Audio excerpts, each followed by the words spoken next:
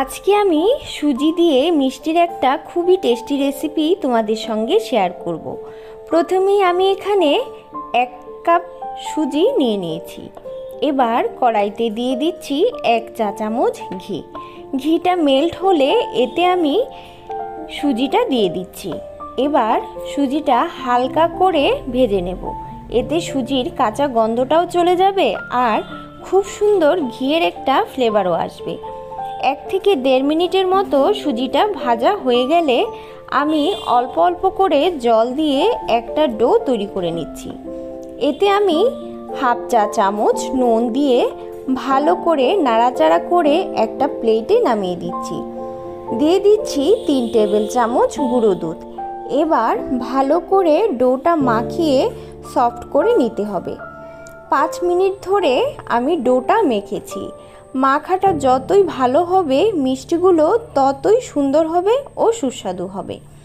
মাখা হয়ে গেছে। এবার ছোট একটা চামচ দিয়ে এইভাবে করে নিয়ে গুল্লু গুল্লু করে একটা লম্বা শেপ দিয়ে দিচ্ছি। এইভাবে সবগুলো মিষ্টি বানিয়ে নিয়েছি। মিষ্টিগুলোকে 3 ভাগ করে 1 ভাগ 1 কাপ জলে বা 2 কাপ জলও তোমরা দিতে পারো 5 মিনিটের জন্য ফুটিয়ে নামিয়ে নিচ্ছি। এবার কড়াইতে তেল দিয়ে তেলটা গরম হলে একেবারেই লো ফ্লেমে মিষ্টিগুলোকে কড়াইতে দিয়ে হালকা হালকা করে ভেজে নামিয়ে নিচ্ছি।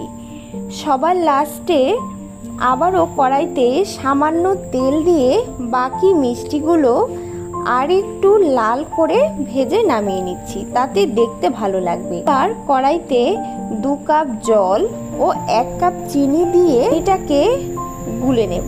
সামান্য ফুটতে শুরু করলে সব মিষ্টিগুলো চিনির শিরার মধ্যে দিয়ে এইভাবে ঢাকা দিয়ে দেব। মনে রাখতে হবে ভাজার পর মিষ্টিগুলো একেবারে ঠান্ডা হওয়ার আগেই চিনির রসের মধ্যে দিয়ে দিতে হবে। এই রসের মধ্যে 3টা এলাচ থেতো করে দিয়ে দেবে, তাতে গন্ধ আসবে, ফ্লেভারটাও ভালো লাগবে। এইভাবে ঢাকার পর ঢাকার উপরে যদি কোনো হোল থাকে তাহলে এইভাবে হোলটাকে বন্ধ করে দিতে হবে। 5-7 মিনিট এইভাবে ভালো করে মিডিয়াম ফ্লেমে ফুটিয়ে নিলেই তৈরি বেবি সুইট মিষ্টি। আমার আজকের এই রেসিপিটা যদি তোমাদের ভালো লেগে থাকে তাহলে অবশ্যই একটা লাইক, কমেন্ট, সাবস্ক্রাইব করে বেল আইকনটা প্রেস করতে কিন্তু ভুলবে না। ধন্যবাদ।